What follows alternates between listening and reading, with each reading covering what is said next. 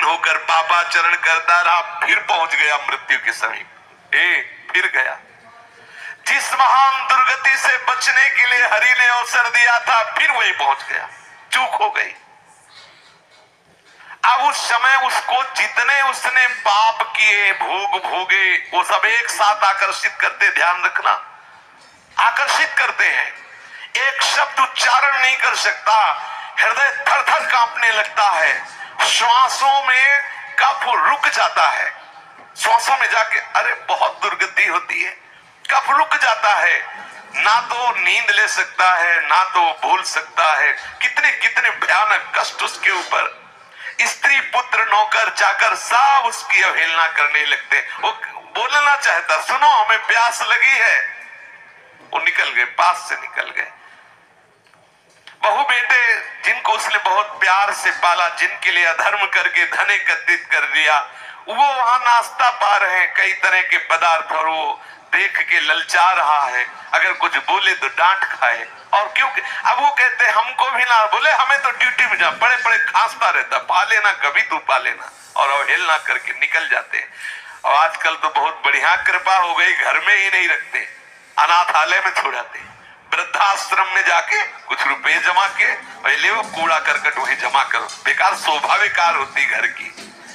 जो भगवत स्वरूप वयोवृद्ध है, जिनकी सेवा करना हमारा परम धर्म है, उनको हम अनाथालय में भेज देते हैं। हाँ, क्यों? अब हमारी सो खराब होता है ना, दरवाजे में बैठे खांसता रहता, थूकता रहता है। वीआईपी लोग हमारे मित्र हैं, ये वहीं तुम भी पहुंचोगे, वीआईपी वहीं पहुंचोगे। जो तुम अपने माता पिता बुजुर्गों का अपमान कर रहे हो, ठीक आप अपने लिए इंतजाम कर रहे हैं, अपने लिए इंतजाम कर रहे हैं। आहार विहार की भारी अंदर तृष्णा, बाहर कुछ है नहीं। परिवार के लोग डांटते हैं। हाँ, ये जवान बच्चे बूढ़े माता पिता को ऐसे डांटते हैं जैसे कोई बहुत घृणित नौकर से बात करता है। ऐसे चुप रहे, ऐसे डांट देते हैं। वो माता जिसने अपना वक्षा स्थल का दूध पिलाकर उसे बड़ा किया, जिसने उसे मल धोया, जिसने उसने अपने प्राणों की तरह पोषण किया, ठीक ऐसा जवाब देता है वही बालक जवान, उसका हृदय विदीर्ण हो जाता। मैंने तो आशा की थी ये कभी प्यार से और कभी पास बैठकर उनसे बात भी नहीं करता। वो भयंकर क्लेश में जलता है। जो जो उसने कर्म किए, वो कर्म उसके ऊपर हावी होते हैं। अब लंबी लंबी सांस ले रहा, समर्थ हो गया, कोई उपाय नहीं दिखाई दे रहा। मृत्यु काल का समय आ गया। अब उसका दम घुटने लगा, शरीर कांपने लगा, बार बार मूर्छा होने लगी। ऐसी अवस्था में उसका चिंतन फंसता है, मेरे धन का क्या होगा?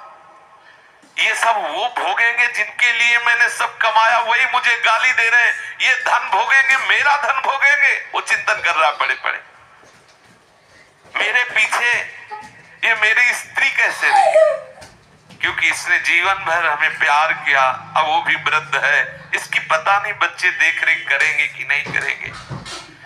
ये नौकर लोग पता नहीं हमारे परिवार का ख्याल करेंगे कि नहीं करेंगे। बड़ा बस यही चिंतन। एक ऐसे ही चिंतन की मरे तो कुत्ता बने आकर के, और अपने दरवाजे में छोटे बिल्ला बने। जब पत्नी को देखते कू कू करके पत्नी लात मारती है, अब वो फिर उसकी तरफ तो लड़कों को बुलाती, ये दुष्ट माता डंडे मार को को करके भागता, ना रोटी मिलती है, वो घर की तरफ भागता, क्योंकि उसको ये था मेरा ही घर है ना। दुर्दशा होनी। छिपकली बन के दीवार में रंगोगे, घर वाले निकाल के मार डालेंगे, मारो इसको छिपकली, सांप मारो इसको मारो, क्योंकि इसने भजन नहीं किया, अब आके घर में रहना चाहता है। ममता जनित चिंताओं से वो मरणासन मनुष्य व्याकुल हो जाता है। महाबलशाली भगवान यमराज के पार्षद जो भयंकर दे, केवल लघु शंका छूट जाती। अर्जुन ने पूछा, छूट जाती उनको देखने से, इतने भयंकर है यमदूत, ऐसे थोड़ी है। देखने से जब आके घुर्राते हैं तो लघु शंका छूट जाती है, घुरघुराहट शुरू हो जाती है।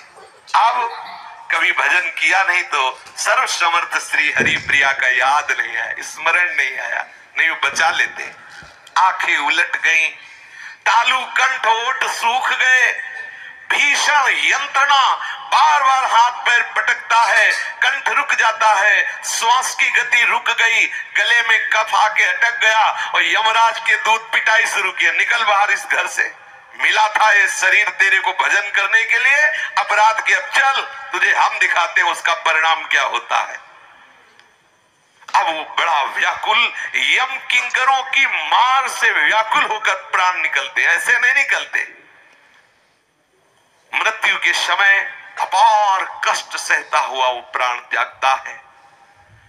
उस मनुष्य को जो धर्म विरुद्ध आचरण किए, पापाचरण किए, यमदूत पीटते हुए, नाना प्रकार की भयंकर यातना देते हुए, घुड़कते हुए, घसीटते हुए उसे ले जाते हैं यमपुरी, जहां से ले जाया जाता है गरम बालू, अग्नि और नुकीले यंत्र लगे हुए मार्ग में, घुस जाए पैर में, जलती हुई भयंकर उस यात्रा को घसीटते हुए पूर्ण करते, न पानी न भोजन न मार, ऊपर से चल रही वो भयंकर नरकों की यंत्रणा को भोगता है।